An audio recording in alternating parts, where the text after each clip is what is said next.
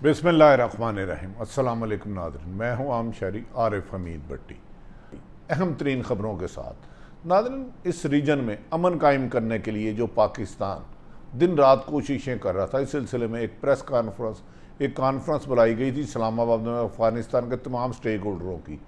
उसे अचानक मनसूख कर दिया गया है।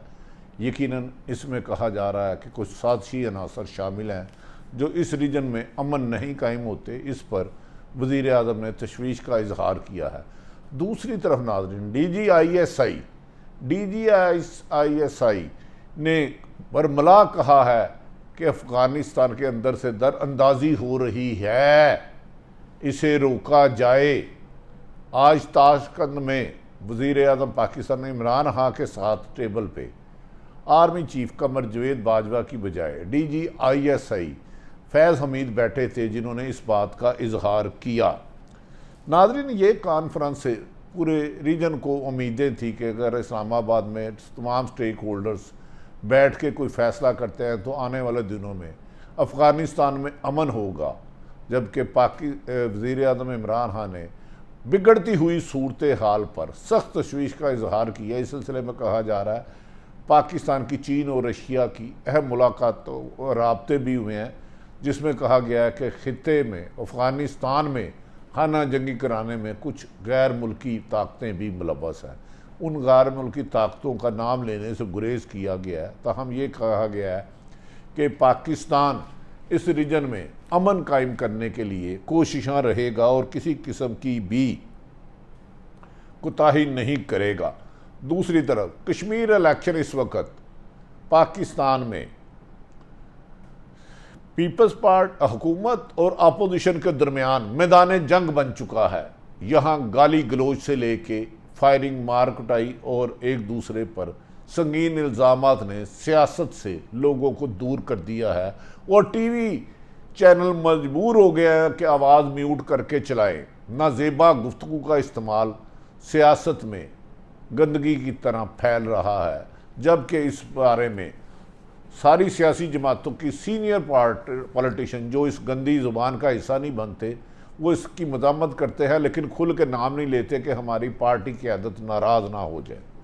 नाज़रीन, आप जानते हैं कि अमेरिका ने 20 साल तक अफ़गानिस्तान में मौजूद रहे और जदीद तरीन असले से हुकूमत चलाने की कोशिश की, लेकिन बिलाआखिर नाकाम हो गए और जो बाइडन ने पाकिस्तान से दोहा मुज़ाकरात के बाद अफ़गानिस्तान से फ़ौज बुलाने का वादा किया, जिसे उनके साबिक़ सदर जॉर्ज बुश ने सख्त तनकीद का निशाना बनाया कि 20 साल की कुर्बानी जो बाइडन ने तबाह करके रख दी है और इस पर जो बाइडन को भी सख्ती से तनकीद की जा रही है। नाज़रीन, अफ़गानिस्तान की सूरत हाल जो है रोज़ बरोज़ बिगड़ती जा रही है। वहाँ लड़ाई खाना जंगी के करीब पहुँच चुकी है। बज़ाहिर बादिउल नज़र में दावे किए जा रहे हैं तालिबान की तरफ से कि 75% हिस्से से ज़्यादा उन्होंने कंट्रोल संभाल लिया, कब्ज़ा कर लिया और अफ़गान हुकूमत जगह जगह उसको पसपाई इख्तियार करना पड़ रही है, वो सरेंडर कर रहे हैं। ये भी कहा जा रहा है कि इस मौके पर अशरफ गनी ने अपनी हुकूमत की नाकामियाँ छुपाने के लिए इसका इल्ज़ाम पाकिस्तान पर लगाया। इससे पहले कहा जा रहा है कि अशरफ गनी पिछले दिनों जब अमेरिका के दौरे पर गए थे, वो और अब्दुल्ला, तो अमेरिका ने उन्हें वाज़ेह तौर पर कह दिया था कि हम छुप के तो आपकी हिफाजत करेंगे, आपको जदीद असला देंगे, लेकिन माजी में जिस तरह आपकी खुल के हमायत की थी, आपने फ़ौजें वहाँ भेजी थी, अपना असला भेजा था, अपनी इंटेलिजेंस इस्तेमाल की थी और बाकायदा जंग का हिस्सा अमेरिका ने वो जंग अपने सर ले ली थी, अब वो नहीं करेंगे। जिस पर अशरफ गनी ने कहा कि अगर 20 साल बाद आप हमें तालिबान के ख़िलाफ़ खड़े करके ऐसे मौके पर तनहा छोड़ देंगे तो लोग तालिबान हमें ज़िंदा नहीं छोड़ेंगे। जिस पर उन्हें कहा गया था कि अगर आपकी फैमिली को भी प्रॉब्लम हो, जैसे हमने आपके लाखों लोग जो हमारे इन्फॉर्मर थे उन्हें वीज़े दे दिए, हम आपको भी दे देंगे। तालिबान से अशरफ गनी जब अशरफ गनी वापस मायूस लौटे और अमेरिका ने कह दिया कि हम माजी की तरह खुल के आपकी मदद नहीं करने होंगे, ताहम जहाँ इंसानियत के ख़िलाफ़ इंसानियत सलूक होगा हम उसकी मज़म्मत करेंगे, लेकिन माजी वाली उम्मीदें अमेरिका से ना रखें, क्योंकि अमेरिका 20 साल जितना पहला मजबूत नहीं रहा, अब उनकी माशी तौर पर ख़ुद भी बहुत ज़्यादा बदहाली का शिकार है। और इसके अलावा इराक़, शाम और दीगर ममालिक में जहाँ जहाँ अमेरिका गया वहाँ अमन नहीं हुआ, तो अमेरिका के अंदर से अमेरिकी हुकूमत और पेंटागन पर तनकीद होना शुरू हो गई है, जिस पर उन्होंने फ़ैसला किया है कि वो हर जंग का हिस्सा नहीं बनेंगे।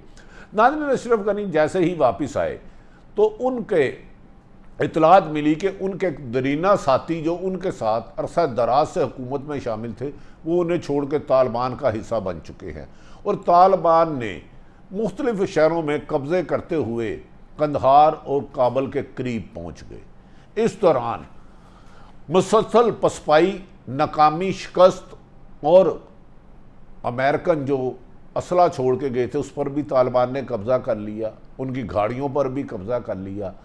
तो अशरफ गनी अपनी हुकूमत की नाकामी का सबब पाकिस्तान पर लगाने लगे और इल्ज़ाम दिया कि पाकिस्तान तालिबान की मदद कर रहा है, जबकि वज़ीर आज़म इमरान खान ने वाशगाफ लफ्ज़ों में कहा था कि पाकिस्तान अपनी सरजमीन अब किसी भी मुल्क के ख़िलाफ़ इस्तेमाल ना करेगा, ना करने की इजाज़त देगा। अशरफ गनी के इस इल्ज़ामात को खसियानी बिल्ली खंबा नोचे के मुतरादिफ पूरी दुनिया करार दे रही है। एक तरफ यूरोपीय यूनियन, अमेरिका, खुद दीगर ममालिक कह रहे हैं कि पाकिस्तान ने अमेरिका की जितनी देर भी अफ़गानिस्तान में मौजूद रहा 20 साल, सबसे ज़्यादा अगर माली नुकसान किसी मुल्क का हुआ और जिसने कुर्बानियाँ दी वो पाकिस्तान है, जहाँ 80,000 से ज़्यादा शहादतें हुई, लातादाद नुकसान हुआ। यहाँ ऐसी एक स्टेज आई कि एक एक दिन में पाकिस्तान में 4-4 धमाके होने लगे, जिसका नुकसान पाकिस्तान की इकानमी और पाकिस्तान से इन्वेस्टर भागने लगे थे। अब वज़ीर आज़म ने कार्रवाई की, फ़ैसला किया था एस्टेब्लिशमेंट के साथ मुशावरत के बाद किसी भी कीमत पर वो अपनी जगह सरजमीन नहीं देंगे। अशरफ गनी के इल्ज़ामात पर के पाकिस्तान तालिबान को सपोर्ट कर रहा है और अशरफ गनी को जब उनकी हमायत है कि वो कर रहा है, तो वज़ीर आज़म पाकिस्तान ने इस पर शदीद मायूसी का इजहार किया है। उन्होंने कहा कि अशरफ गनी ये भूल गए हैं कि हमने 25-30 लाख महाजरीन उनके अपने सीने के साथ लगाए रखे, खुद मुश्किलात का शिकार रहे, लेकिन अपने अफ़गान भाइयों को हमने तरह नहीं छोड़ा। इस अफ़गानिस्तान की जंग की वजह से पाकिस्तान में दहशतगर्दी फ़रोग पाई गई। इनके पीछे जो भारत ने अफ़गानिस्तान में अपने ट्रेनिंग सेंटर कायम किए हुए थे, उनके ज़रिए पाकिस्तान की अहम तरीन शख्सियात को निशाना बनाया गया। इवन के साबिक बेनज़ीर भट्टो यहाँ को शहीद किया गया। इसके अलावा साबिक सदर आसफ अली जरदारी और मुशर्रफ पर भी अटैक हुए और बड़ी बड़ी शख्सियत मारी गई। इसमें पाक फ़ौज का भारी नुकसान हुआ। फ़ौज और आम शहरियों को, नहिते लोगों को भारतीय बारूद से उड़ाया गया और इनके ताने बाने सारे ही भारत और अफ़गानिस्तान से मिलते थे। नाज़रीन, इस सिलसिले में वज़ीर आज़म पाकिस्तान ने अशरफ गनी को सख्त एहतजाज किया कि आपका ये बयान गैर जिम्मेदाराना है, जबकि पाकिस्तान इस रीजन, सिर्फ अफ़गानिस्तान नहीं बल्कि इस रीजन में अमन कायम करने के लिए अफ़गानिस्तान को खुशहाल देखना चाहता है। और वो ये चाहता है पाकिस्तान चीन के साथ मिलकर काबल से सी पैक के लिए अफ़गानिस्तान को भी रास्ता दे के, क्योंकि अफ़गानिस्तान ने पिछले 20 साल जो खंडरात अमेरिका उसको कर गया है, उसको तरक्की के रास्ते पे, उसकी माशियत को तरक्की के रास्ते पर डाले। लेकिन अशरफ गनी की ये गैर जिम्मेदाराना बयान दोनों में फासले पैदा कर सकते हैं। ताहम वज़ीर आज़म ने कहा वो हर सूरत अफ़गानिस्तान के लिए अमन कायम करने के लिए अपनी कोशिशें करते रहेंगे। नाज़रीन, ताशकंद के 2 रोज़ा दौरे पर वज़ीर आज़म पाकिस्तान के अपने हम मनसब चीनी से भी मुलाकात हुई और टेलीफोन पर रब्ता हुआ और उन्होंने ताशकंद के सदर और उनकी इंतज़ामिया से बात की और अहम तरीन मुआहदे किए। और कहा जा रहा है कि ये नया ब्लॉक बनने जा रहा है जो पाकिस्तान के लिए तरक्की की तरफ गामज़न होगा। लेकिन एक बात हैरत थी कि उनके साथ एक तरफ वज़ीर ख़ारजा और दूसरी तरफ आर्मी DGIS जनरल फैज़ हमीद थे। इस मौके पर फैज़ हमीद ने उन्हें एक जवाब दिया, एक बात सवाल पर जवाब दिया कि दरअंदाज़ी मुकम्मल तौर पर अफ़गानिस्तान से हो रही है और पाकिस्तान के अदारे इस पर नज़र रखे हुए हैं। हमने बहुत ज़्यादा बुर्दबारी और तहम्मुल से किया है। हमने अपनी ज़मीन को दहशत गर्दी के लिए ना इस्तेमाल होने दिया ना होने देगा। लेकिन अफ़गान हुकूमत को भी कहा जाता है, हमने बार बार अशरफ गनी से कहा है कि अफ़गानिस्तान की सरजमीन पाकिस्तान में दहशत गर्दी के लिए इस्तेमाल हो रही है, रोके। DGIS फैज़ हमीद का ये अहम तरीन बयान है, क्योंकि सरहदी इलाकों पर MISI का मेन किरदार होता है, जिसकी वजह से वो कहा जा रहा है कि अगर ऐसे मौके पर अगर अफ़गानिस्तान में बहुत ज़्यादा खाना जंगी होती है तो पाकिस्तान मज़ीद अफ़गान महाजरीन को बर्दाश्त नहीं करेगा। नाज़रीन, इस सिलसिले में भारत अपनी चाल चलने से बाज नहीं आया। पाकिस्तान ने एक पॉजिटिव कोशिश की अफ़गानिस्तान में अमन कायम करने के लिए। 17 से 19 जुलाई को तमाम अफ़गानिस्तान के स्टेक होल्डर, हिकमत यार, अब्दुल्ला और दीगर लोगों को इस्लामाबाद में 3 रोज़ा कॉन्फ्रेंस के लिए तलब किया गया, जहां ख्याल था कि सबको बैठाकर मामला तय किए जाएंगे और इस रीजन में अफ़गानिस्तान में अमन कायम करने के लिए अफ़गानिस्तान के स्टेक होल्डरों की मर्जी से फैसला होगा। लेकिन अचानक इसे मनसूख कर दिया गया है और ये वजारत खारजा ने इसकी तस्दीक भी कर दी है कि पाकिस्तान इस्लामाबाद में होने वाले अफ़गान अमन मिशन के लिए कॉन्फ्रेंस को मनसूख कर दिया गया और ईद के बाद इसकी डेट दी जाएगी। इसमें कहा जा रहा है कि बाद शरपसंद ममालिक ने इस कॉन्फ्रेंस को नाकाम बनाने के लिए बहुत बड़ी इन्वेस्टमेंट की है अफ़गानिस्तान में, क्योंकि वो नहीं चाहते कि अफ़गानिस्तान में अमन कायम हो सके। नाज़रीन, वज़ीर आज़म इमरान खान ने अफ़गानिस्तान में बिगड़ती हुई सूरत हाल पर तशवीश का इज़हार करते हुए कहा कि अगर इस खित्ते की अगर अफ़गानिस्तान में खाना जंगी होती है तो इस खराबी के नताइज पूरे खित्ते में ख़तरनाक साबित होंगे और इससे पाकिस्तान, रशिया और चीन के मफादात को भी ठेस पहुँचेगी। जिस पर कहा जा रहा है कि अनकरीब चीन, रशिया और पाकिस्तान के सिले मामलात होंगे। अगर अफ़गानिस्तान में खाना जंगी रहती है, आपस में इंतशार फैलता है, जंग बढ़ती है, तो तीनों ममालिक स्ट्रेटेजी क्या बनाएंगे। जबकि इंटेलिजेंस अदारों के मुताबिक चीन को भी पता चला है कि भारत शरारतों से बाज नहीं आ रहा।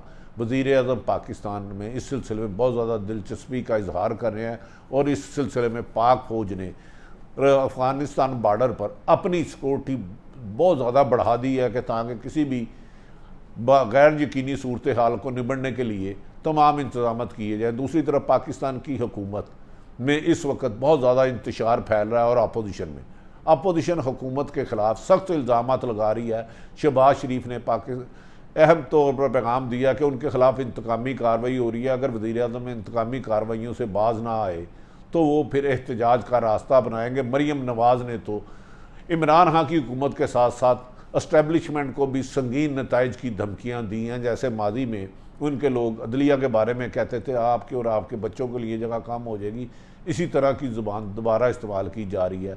जबकि वज़ीर आज़म इमरान खान और PTI के आला लीडरान ने कहा है कि मरीम नवाज़ और शहबाज शरीफ के ख़िलाफ़ कोई इंतकामी कार्रवाइयाँ नहीं करनी जा रही, वो NRO लेना जा रहे हैं और लंदन जाना चाह रहे हैं। जब वज़ीर आज़म पाकिस्तान में इमरान खान ने NRO देने से रिफ्यूज़ किया, इनकार किया और उन्होंने कहा सबको कानून को सामना करना होगा, मैं किसी को NRO नहीं दूँगा। इस पर बुकराहट में मुस्लिम लीग नून मुल्क की मौजूदा सूरत हाल के पेश नज़र भी बुरी गुफ्तगू पे और लड़ाई झगड़े पर, फसाद पर आ गई और मुल्क का अमन तबाह करना चाहती है।